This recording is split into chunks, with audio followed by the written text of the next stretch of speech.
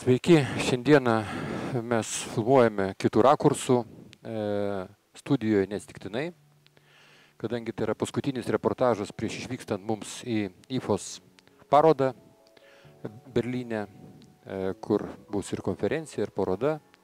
Ir ten mes galėsime pamatyti ir matysite reportažuose visą eilę naujovių, kurias siūlo vedančios pasaulio kompanijos, kurios tikriausiai jūs turėtų labai dominti.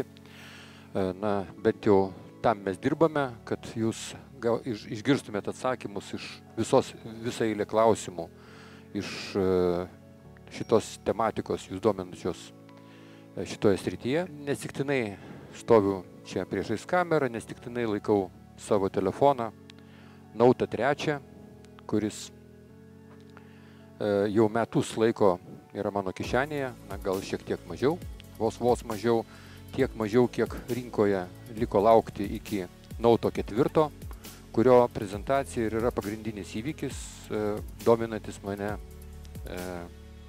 IFOS parodoje. Greičiausiai būtent Note 4 mano kišenėje pakeis Note 3. Šiandieną norėčiau, būdamas dar Lietuvoje ir būdamas su savo jau metus dirbančių telefonų rankoje, pakalbėti būtent apie Note 3, tam, kad galėtume geriau suprasti ir pajausti, kągi Note 4 pasiūlė vartotojams ir kokie patogumai, kokios produkto savybės bus reikšmingos juo naudojantis. Tai šiandien noriu priminti kai kurios dalykus. Na, ką aš galiu pasakyti apie šitą aparatą? Medžiagos yra iš tikrųjų labai geros, nežiūrint to, kad čia nėra metalo kaip iPhone. Tai ne aliuminis, o metalizacija plastiko šonuose. Jinai atrodo kaip premium gaminys. Ypatingai sustiprina šitą pojūtį tai, kad galas yra kaip apsiūta oda. Ir štai šitas apsiuvimas ir šitos odos buvimas ne tik tai sudaro premium produkto įspūdį, bet greičiausia tai yra netgi svarbiausia, tai kad laikant rankoje jisai sudaro tokio net ne plasmasės, o tikros odos, iš tikrųjų labiau gumos įspūdį negu plasmasės. Ir tai prikimba prie pirštų. Ir tas yra labai malonu. Iš tikrųjų jisai, nežiūrint to, kad tai yra didžiausia telefonų serija, ne tik tai Galaxy tarpe, nors yra ten dar ir Mega, toks jau visiškai išimtinis, dar didesnis gaminys, bet jau to nebenagrinėkime, ten jau labiau planšetė, maža negu didelis telefonas. Štai šitas telefonas yra iš tikrųjų mažesnis už standartinę Galaxy S seriją ir tuo pat metu jisai yra labai laikant rankoje per porą dienų prie jo gabaritų pripranti ir tai visiškai nevargina jo gabaritai. Vienintelis dalykas, kad belieka paskui džiaugtis tais privalumais, kurios suteikia jau jo didelis ir raiškus ekranas. AMOLEDinė technologija, kurie yra pagamintas pats ekranas, yra labai ryški, saulėje matosi puikiai, bet skiriamoji geba Full HD yra, aišku, labai svarbus dalykas, ne tik dėl to, kad galima prieš miegą pasižiūrėti filmą arba kur nors lūkuriuojant ant jo pilnavertį, bet ir dėl to, kad iš tikrųjų naršant internete labai raiškios nuotraukos, labai patogu dirbti su dokumentais, nes iš tikrųjų matosi labai gera detalizacija. Matome, kad visiškai jokio užlaikymo nėra, viskas atrodo pakankamai gražiai. Ir lygiai tą patį galiu pasakyti ir apie visas mano vartojamas programas jame.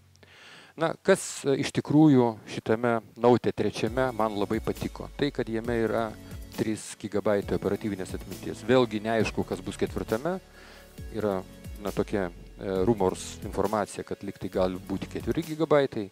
Pažiūrėsime Vokietijoje. Čia yra 3 GB operatyvinė atmintis, kuri leidžia iš tikrųjų instaliuoti pakankamai nemažai programų. Jos neklikė apie tai, kad jau trūksta vietos ir tai yra labai gera žinia tiems, kurie mėgsta iš telefono išpešti daugiau funkcionalumo. Kitas dalykas tai yra tai, kad šitas telefonas standartiškai parsiduoda jau nebe su 16, o su 32 GB atminties. Yra ir 64 versija, kurios man nepasisekė matyti Lietuvoje, bet jau su 16 GB, kadangi neegzistuoja, tai 32 vos ne išimtinės gaminys rinkoje, kuris turi tokią didelę iškart atmintinę. Nors į jį galima įdėti ir 64 GB microSD kortelę, kas čia yra ir padaryta su šitam telefone, bet jau natūraliai vidinės atminties pilnai pakanka ir kai fotografuoju, tikrai neblogų 13 megapikselių fotoaparatu, kuris iš tikrųjų iki pasirodant Galaxy S5 buvo bene geriausias iš vis rinkoje fotoaparatas telefone. S5 jau turi papildomų stabilizacijos optinės galimybių ir visą kitą, tai kaip ir dar geresnis už šitą. Bet jau čia kamera yra pavyzdinė, kurią galima naudoti. Ir aš visą laiką naudojau kaip atraminę, palyginti telefonų fotografavimo kokybei, praktiškai kaip etaloną. Tai iš tikrųjų yra vienas iš nedaugelio gaminių rinkoje. Samsungas turi dabar 2 gaminius, kurie turi štai šitokią jungtį. Tai yra nepaprasta micro USB jungtis. Jinai yra platesnė ir į ją telpa platesnis kabelis. Čia yra vienas išimtinių atvejų, kai yra telefone USB 3. Tai yra puikiai galimybė turėti pirmą greitesnį pakrovimo greitį, nes jis palaiko didesnę srovę. Ir antras dalykas, tai yra, jeigu prijungiam prie kompiuterio tam, kad pakrauti arba nukrauti duomenis kažkokius iš kompiuterio į čia, ir kompiuteris yra USB 3 compatible, tai yra palaiko USB 3, tai tuomet duomenų perdavimo greitis be abejo bus ženkliai didesnis, eilė didesnis negu paprastas micro USB. Dabar belūkuriuojant jau 4 Note pristatymo, aš tiesiog galvoju, kokių dar man savybių iš jo norėtųsi. Žiūrint į priekį, aš galiu bandyti spėti. Greičiausia ten bus fingerskanas, tas, kuris yra S5 ir Tabo ESO serijos tabletuose. Labai norėčiau, kad atsirastų optinė stabilizacija, nors man jos tiesą sakant ir netrūko, bet fotoaparate tai yra, kad dar gerėtų naujų technologijų dėka.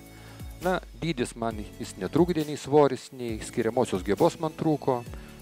Aš labai norėčiau, kad čia būtų dar didesnis akumuliatorius. Talpesnis akumuliatorius man, aišku, yra viena iš svarbiausių šito daikto trūkumų, kuriuos aš galiu paminėti, kadangi paprastiems vartotojams, kurie mažiau naudoja funkcionalumo, mažiau įjungia internetinių servisų, kurie tikrinasi orą arba atnaujina informacijas tam tikrose RSS-iniuose žinių sistemose, tai man šitame gaminyje būtent akumuliatoriaus ir trūko. Man išėjus ryte į darbus, paprastai jisai būna išsikrovęs į darbo pabaigoj, vėlyvoj popietėje, tai apie 4-5 valandą jis jau man būna visiškai išsikrovęs, o norėtųsi dar pusę tiek, kad bent 30% ilgiau.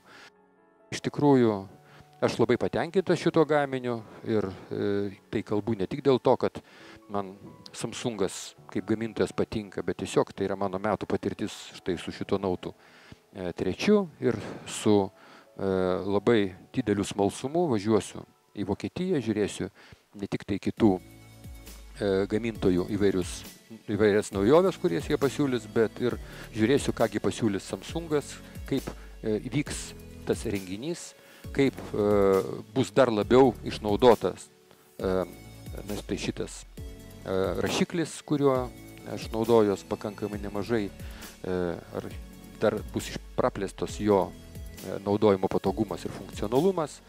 Tai belieka tik tais atsisveikinant su jumis iki mano grįžimo iš Vokietijos ir naujų reportažų pasakyti, kad štai šitą Note 4 pristatymo ceremonija ir yra mano iš tikrųjų labiausiai laukiamas įvykis IFOS parodoje Berlyne. Iki greitų pasimatymų po Vokietijos.